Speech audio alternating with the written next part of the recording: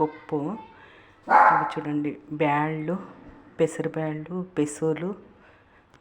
పెసరబ్యాళ్ళు, పెసులు, కందిబ్యాళ్ళు, అట్లే ఎర్రబ్యాళ్ళు కూడా వేయచ్చండి. భలే టేస్ట్గా ఉంటుందండి ఈ పప్పు. ఎంత బాగుంటుందో వేసి బ్యాళ్ళు చాలాసార్లు కడుక్కోకూడదండి. చాలాసార్లు కడుక్కోకూడదు బ్యాళ్ళు. లైట్గా కడుక్కోవాలి బ్యాళ్ళు, చాలా కడుక్కోకూడదు. కడుక్కొని నీళ్ళు వేసుకోవాలండి. చూడండి, వేసుకొని చూడండి, ఇవి టమాటాలు, మెంతాకు పప్పు అండి. ఇది మెంతాకు పప్పు. టమోటాలు, ఎర్రగడ్డలు చూడండి, టమోటాలు, ఎర్రగడ్డలు, జీలకర్ర,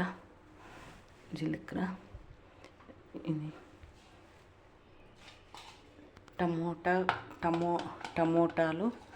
టమోటాలు, పచ్చిమిరపకాయలు, పసుపు, కారం పొడి, కొత్తిమీర అంతా వేయాలండి. భలే ఉంటుందండి. బాగుంటుంది, టేస్ట్గా ఉంటుందండి. మెంతాకు చూడండి, మెంతాకు ఒకటే, మెంతాకు పప్పు అండి. వేరే ఆకుకూర అయితే పాలాకు, న్యాతకూర, చకోత ఆకు, అవన్నీ ఆ పప్పు వేరండి. ఇది మెంతాకు పప్పు మాత్రం. ఇది మెంతాకు మాత్రమే వేయాలండి.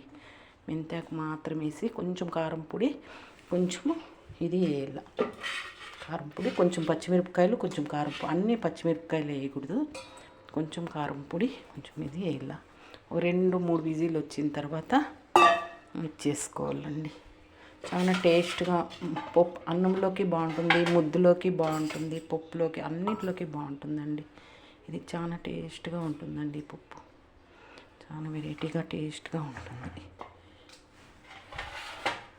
టేస్ట్గా ఉంటుందండి పప్పు.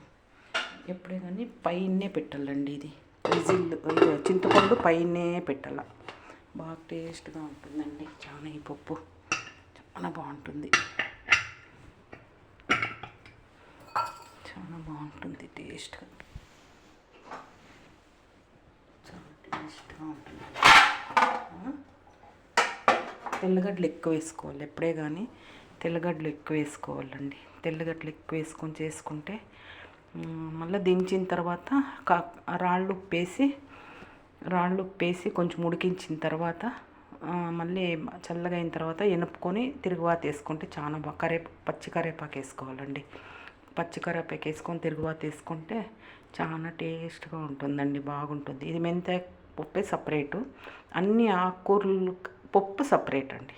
అన్ని ఆకుకూరలు, పాలక్,